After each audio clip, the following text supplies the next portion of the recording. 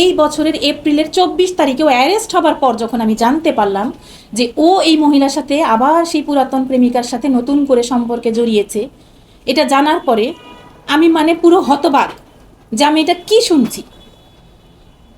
যাকে আমি ফেরেস্তার মতো জানি তার সম্পর্কে আমি এটা কি শুনছি, মানে প্রমাণ সহ শুনছি, তাহলে তো আমি বিশ্বাস করতে বাধ্য।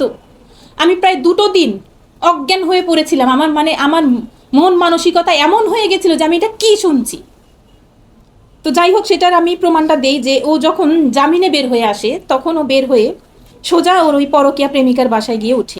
যে প্রমাণটা সেটা হচ্ছে আমার হাজব্যান্ডের যে দুলা ভাই আব্দুস সামাদ জোয়ারদার, তিনি বুয়েটে কর্মরত আছে, টেলিফোন এক্সচেঞ্জে আছে। এই যে দুলা ভাইয়ের ছবি, আমাদের শ্রদ্ধেয় দুলা ভাই, উনি বুয়েটে আছে কর্মরত, টেলিফোন এক্সচেঞ্জে আছে। হ্যাঁ, আব্দুস সামাদ জোয়ারদার। এই দুলাভাই আমাকে জানায় যে ও তো হচ্ছে জামিনে বের হয়ে মেরির বাসায় গিয়ে উঠেছে। সেটা আমি একটু আপনাদেরকে শোনাতে চাই।